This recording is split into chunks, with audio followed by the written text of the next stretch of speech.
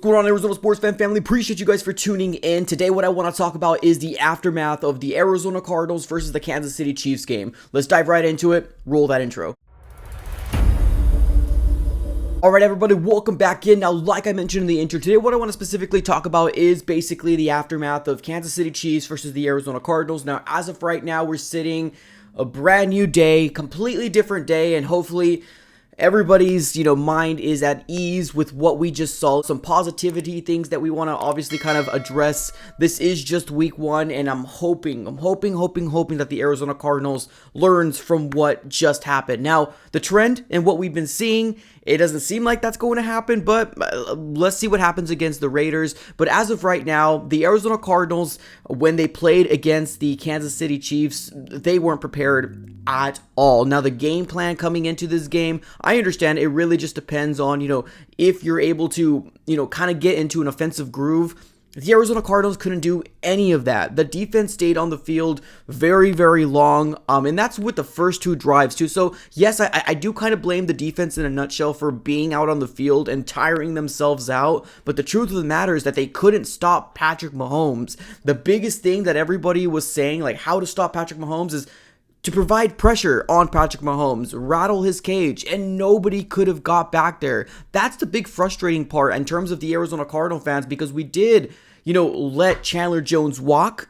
Now we're sitting here, paying for it, at least for the first sample size of game one, right? We saw Dennis Gardeck. He definitely had some flashes. We saw, Marcus Golden, but and the truth of the matter is that the defense just didn't look like they were in football shape. They didn't look like they had the juice. They didn't look like they were ready to play this game.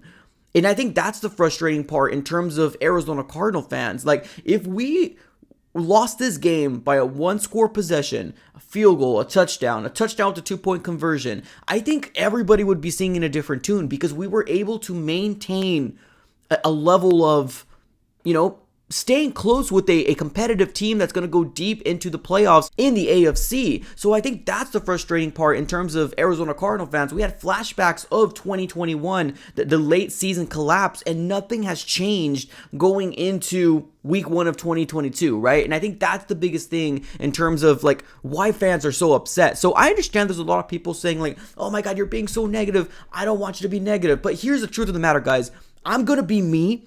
And that's just the way that it is. Like, if you're not happy with me telling you the truth, I don't know what else to tell you other than I'm going to tell you exactly how I feel. And what I want is this Arizona Cardinal fan base. I want this Arizona Cardinal team and organization to succeed. I want them to win a Super Bowl. And the way that we played in week one, whether you think it's too harsh, whether you think it's just I'm not throwing positive vibes out there, it's just the truth of the matter. It's the truth. It's the absolute truth that the Arizona Cardinals came out here and they were not prepared. We were out-coached, we were out-schemed, we were out everything. And Kyler Murray, again, obviously, he ended the game with 2 touchdowns. And I'll definitely give him that. But Kyler Murray looked rattled. The offensive line was put together again like Swiss cheese. And I've heard some people in the offseason say that our offensive line is going to be fine.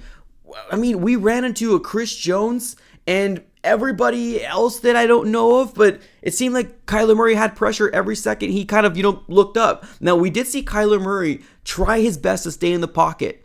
Now, that's a highlight, right? But we definitely have some things that Kyler Murray still needs to work on. And that is, if it's a 3rd and 2, a 3rd and 3, a 3rd and 1, a 3rd and short, can we just please play for just to convert that 3rd down? Like, that's all we want. The days of trying to chuck the ball down the field, and when it doesn't work, we're putting our defense back out there that's already struggling and probably gasping for breath on oxygen tanks. Like, we gotta be better in terms of playing complementary football, right? The offense needs to do it for the defense. The defense needs to do it for the offense. The special teams need to do it for everybody. Like, that's what we need to do. We need to go back to the drawing boards and really say, like, what are we doing? Like, what's going on? Like, week one wasn't it. We got to go back to the drawing boards. And here's the thing, like, yes, it's week one. I'm fully aware we got 16 games left, and we can end the season 16-1. Now, that's not going to happen, and I'm fully aware of that. But, the positive people out there are going to be like, oh my God, 16-1. So, here's the thing. It's probably not going to happen. And sorry, breaking news, negative fan alert, but here's the truth of the matter. The Arizona Cardinals need to fix whatever the heck we just saw in week 1. Go back to the drawing boards, get back to a moment where they felt like they were underdogs, and really get this culture right in this locker room. It's absolutely crazy to me that nobody talks about the different amount of culture between this Arizona Cardinal organization compared to the ones in the East Coast, like your Baltimore Ravens, right? Your Kansas City Chiefs. Now, they're not in the East Coast, I'm aware, but the other fan bases that are in New York, they hold their teams accountable. Now, granted, they got some pretty bad New York teams as of right now, but Buffalo's doing absolutely amazing. Yes, they got Josh Allen, but that's because the quarterback was willing to develop that quarterback, was willing to take his flaws and fine-tune them to make him better. I'm still seeing Kyler Murray with the same type of flaws. Now, he's fixed a couple things here and there, but to the point of what we just saw, we can't call ourselves a Super Bowl winning team if when a contending team comes in and we look like we did, there's just no positivity going around with Cardinal fans right now, and I don't blame them at all. We need to go back to the drawing boards. Yes, we don't have DeAndre Hopkins, but we did have all offseason to figure this out. We were clamoring, we were talking about the GM. Why hasn't he made any moves? Everybody saw this coming in a mile away, except for the Arizona Cardinals. They wanted to come out here and get absolutely annihilated. That's what it seems like, because we put a roster out here that wasn't it. Everybody's now starting to question Isaiah Simmons, Zaven Collins in their first round talent picks. We have some fans already questioning Kyler Murray, and that's not a place that you want to be at, Cardinals organization. Trust me. So, as of right now, we're going to clean this loss off, dust ourselves off, hopefully start thinking about week 2 against the Raiders, but also keep this in mind, ladies and gentlemen, the Raiders are also 0-1. The Arizona Cardinals are 0-1.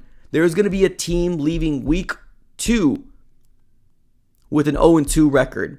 And if the Arizona Cardinals don't fix what we just saw in week 1, we could very well have an 0-2 team going into week 3 against the Rams. Ladies and gentlemen, tell me how you're feeling after, the day after this Arizona Cardinal embarrassment. Let me know everything in the comments below. As always, like, comment, and subscribe. Appreciate you guys for tuning in. Have a great rest of your day. And as always, go Cards.